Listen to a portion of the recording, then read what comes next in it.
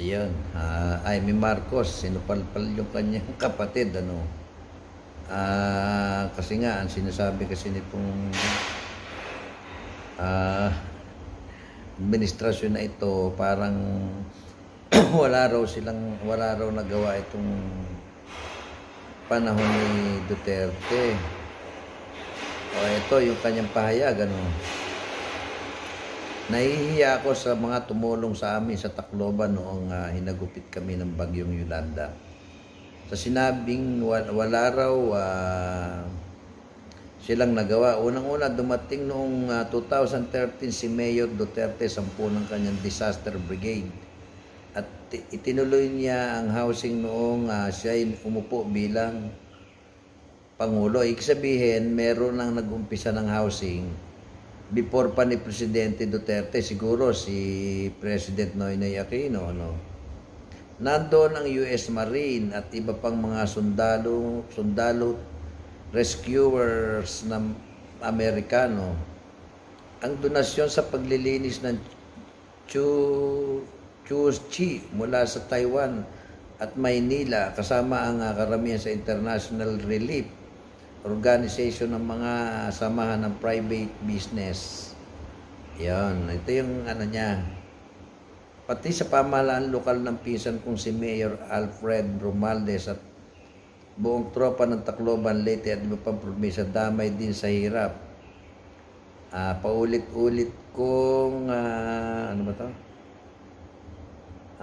paulit ako nagpapasalamat sa kanila at tuloy-tuloy kong tinatanaw ng aming utang na loob sa bawat nakikiramay at tumulong bumangon sa yurak ng Yolanda. Alam ko marami pang kailangan gawin, umaasa akong magtutulungan ng national government at LGU. Dagdag pa ang programang pinapatupad ng Tacloban. Yan, signed Senator Amy Marcos. Yun nga yung sinasabi ito mga kapatid niya na ito, ano. Kapatid na ito ni Presidente Bongbong Marcos at kumbaga kinokontra yung sinasabi ng kanyang kapatid na si Presidente Duterte walang parang wala lang. Mayor pa nga lang si President Rodrigo Duterte tumulong na siya diyan sa Leyte. At nung naging presidente siya, itinuloy niya yung housing na parang sinosolo naman ng administrasyong ito yung kredito. Hindi ko maintindihan naman itong administrasyon na ito. Pag hindi sa inyo, ano ba naman yung i-credit nyo si Noynoy, credit nyo si Duterte, i-credit nyo rin yung sarili nyo, hindi yung i-credit nyo lang, ano bang mapapala nyo doon? Mapipintasan lang kayo. Kaya kayo kumisan napagbibintang ang kambangag, Mr. President.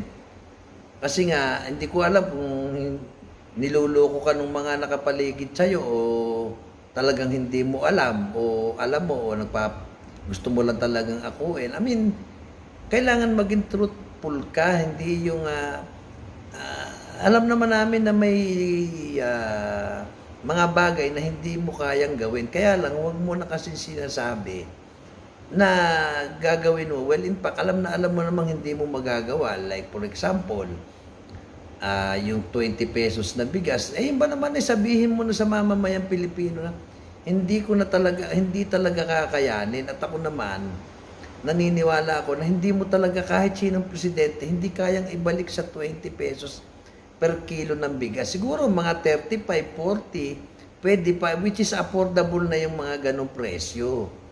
Ang problema kasi, gumagawa ka ng 29 pesos per kilo, dadalhin mo sa isang lugar, hindi po pwede ganon. That is, malalo lang maaasar sa yung tao. Paano yung malalayong, na hindi inaabot? Ang mangyayari niyan, meron kang binibigyan, tapos mas marami yung wala, pero yung mga ipinamimigay mo ay gastos din ng buong tao, buong Pilipino. Kasi bibilin mo ng mahal yan ibebenta mo ng mura parang sasubsidize mo So halimbawa, hindi ako nakabili ng murang bigas, pero may pera ako doon sa taxpayer. Dapat pinapaliwanag mo yung ganun eh. Niluloko nyo kasi yung mga, hindi ko alam kung alam mo o hindi. Niluloko mo yung mga mamamayang Pilipino. Doon nagagalit yung tao. Hindi habang panahon, ganun ang sistema. Oo, darating yung panahon na siguro, baka ipaintindi sa'yo ng tao na mali yung ginagawa mo. And sana huwag kang umabot doon sa punto na daanin nila sa katulad ng ginawa sa tatay mo.